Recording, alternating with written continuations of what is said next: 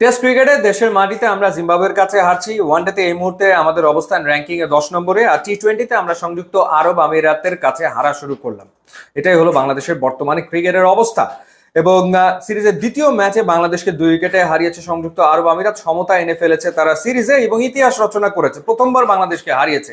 যখন প্রথমে ব্যাট করে বাংলাদেশ 205 রান করলো 5 উইকেট হারিয়ে, তখন কে ভেবেছিল যে এই রান সংযুক্ত আরব আমিরাত তারা করে ফেলবে, যেখানে বাংলাদেশের বোলিং লাইন আপে পাকিস্তান সুপার লিগে নাম লেখানো নাহিদ রানা, রিশাদ হোসেন, এরপর তানজিম সাকিব, শরীফুল ইসলাম, তানভীর, 5 জন দারুণ বোলার। এবং এতই ভালো বোলিং লাইন আপ আমাদের। মুস্তাফিজকে আমরা ছেড়ে দিয়েছি আইপিএল এ খেলার জন্য, এবং এক মুস্তাফিজ না থাকাতে বাংলাদেশের বোলিং ডিপার্টমেন্টের চিত্রটা কি দাঁড়ায় এই ম্যাচে যেন আমরা আসলে সেটাই দেখলাম। নাহিদ রানা তার কল্পনাতে, স্বপ্নে, দুঃস্বপ্নে ভেবেছিল যে তার টি-20 ডেবিউ আসলে এইরকম হবে। নাহিদ রানা 4 ওভার বল করে 50 রান, পাক্কা 50 রান দিয়েছেন এবং 2 উইকেট তিনি পেয়েছেন। 12.50 তার ইকোনমি রেট। তানজিম সাকিব তিনি দিয়েছেন 55 রান, 1 উইকেট পেয়েছেন 3.5 ওভারে, তার ইকোনমি রেট 14.34।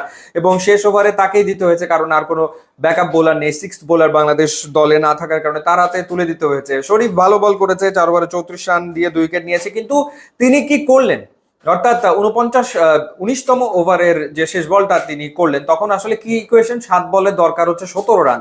শরীফ একটা দারুণ বল করলেন এবং নিজের বলে নিজে ফিল্ডিং করলেন। এরপরে তিনি রান আউট করার চেষ্টায় থ্রো করে 4টা এক্সট্রা রান দিয়ে ফেললেন। সমীকরণ নেমে দাঁড়ালো 6 বলে 12 রানে। 6 বলে 12 রান। অর্থাৎ ওই সময় ওই থ্রোটা কেন করতে হবে, এই ম্যাচুরিটি তো শরীফকে দেখানো উচিত মাঠে। এরপরে যখন তানজিম সাকিব শেষ ওভার বল করতে এলেন, প্রথম বলে ওয়াইড করে ফেললেন, ভালো কথা, 1 রান কমে গেল, 11 রান দরকার। দ্বিতীয় বলটা কি করলেন, একেবারে একটা লোপ্পা ফুলটস ছক্কা, সাথে সাথে 6, ইকুয়েশন একদম সহজ হয়ে গেল। সো এরপরে সংযুক্ত আরব আমিরাত আসলে ম্যাচটা জিতে নিল। ম্যাচটা তারা কোথায় জিতেছে, ম্যাচটা তারা জিতেছে প্রথম 10 ওভারে। তাদের 2 ওপেনারই আসলে ম্যাচ তাদেরকে জিতিয়েছে।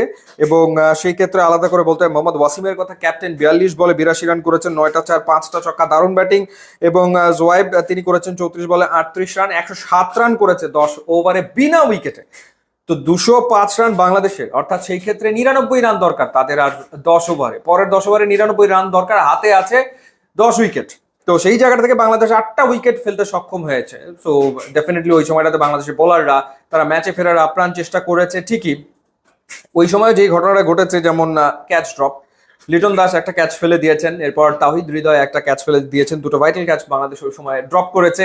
তারপরেও আসলে ডেফিনেটলি বাংলাদেশের যে বোলিং অ্যাটাক উচিত ছিল এই ম্যাচ বের করে আনা, এ ব্যাপারে কোনো সন্দেহ আসলে নাই। কিন্তু এই যে 2 ফাস্ট বোলার নাহিদ রানা, গতি গতি গতি ছাড়া আর কোনো কিছু নেই। তানজিম সাকিবও একই কথা, তিনি যেন ওই গতির দিকেই মনোযোগটা দিলেন, ফোকাসটা করলেন। অথচ শরীফ চেঞ্জ অফ পেসে 2টো উইকেট নিলেন, চেঞ্জ অফ পেস কাজে লাগছিল।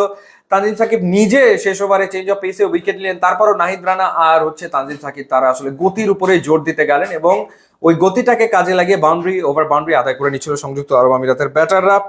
আর বাংলাদেশের ব্যাটিং এর ক্ষেত্রে তানজিদ হাসান তামিম 33 বলে 59 রান করেছেন এবং লিটন দাস 40 করেছেন। তাওহিদ হৃদয় 24 বলে 45 রানের একটা ইনিংস খেলেছেন। দ্বিতীয়বারের মতো বিদেশের মাটিতে টি-20তে বাংলাদেশ 200 ছাড়ানো স্কোর করলো এবং তারপরেও আসলে ম্যাচ হারলো।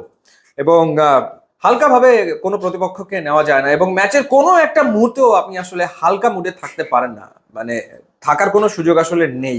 কিন্তু বাংলাদেশ টিমের প্লেয়ারদের যে বডি ল্যাঙ্গুয়েজ ডেফিনেটলি ছিল, কিছু কিছু ক্ষেত্রে মনে হচ্ছে ওভার কনফিডেন্ট। অর্থাৎ 2 ফাস্ট বোলার যেভাবে বল করে যাচ্ছিল, জোরের উপরে বল করে যাচ্ছে টানা, তো ম্যাচ সিচুয়েশন বোঝা, উইকেট রিড করা এবং ভেরিয়েশন থাকা, সেগুলো থেকে তারা মনোযোগ দেয়নি এবং সে কারণে এই ম্যাচটা হারতে হয়েছে।